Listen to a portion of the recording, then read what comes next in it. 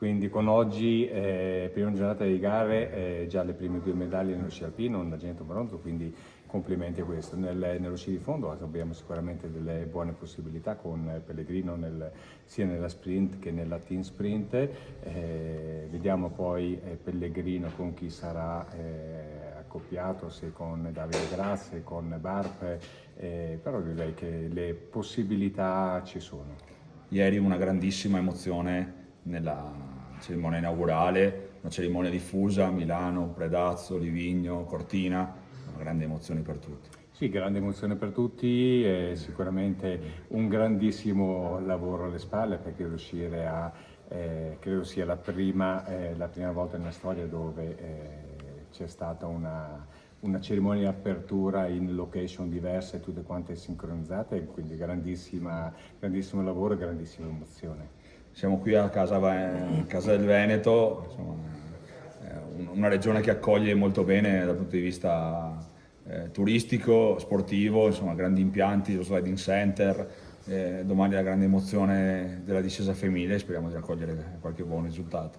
Sì, quello anche domani, restiamo sempre un po' scaramantici, però le possibilità ci sono, perché abbiamo degli atleti veramente che possono far sognare tutti gli italiani, quindi un grandissimo in bocca al lupo a tutti questi. Abbiamo i campioni olimpici del curling misto, Stefano Costantini e Amos Mosaner, che ieri, soprattutto Mosaner, è stato protagonista di questa sfilata, però anche loro hanno una pressione incredibile sulle spalle per poter portare l'Italia di nuovo a un'altra medaglia in una disciplina come il curling, che si sta facendo, diciamo, abbastanza diffusa adesso, sta prendendo piede. Sì, diciamo che è una disciplina,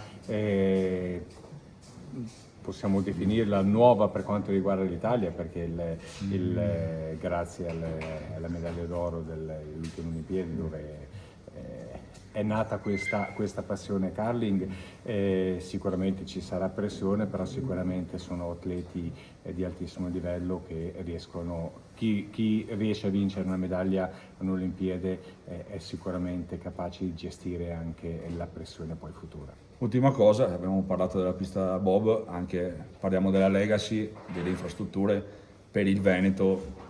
Ovviamente non ci sono solo lo sguardo alle Olimpiadi, ma c'è anche uno sguardo al futuro, con sia infrastrutture dal punto di vista sportivo, ma anche infrastrutture dal punto di vista della viabilità, le 2 gallerie appena inaugurate. Per il Veneto e anche per gli afflussi turistici è una grande vetrina e una grande possibilità.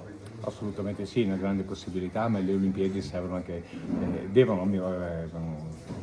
per conto mio, devono servire anche questo. C'è sì la parte sportiva che logicamente la fa da padrone, perché senza gli atleti, senza i tecnici, la competizione sportiva non ci sarebbe, però un'Olimpiade lascia poi per strada tantissime cose a livello di infrastrutture, a livello di anche strutture sportive, quindi ben vengano altre edizioni olimpiche.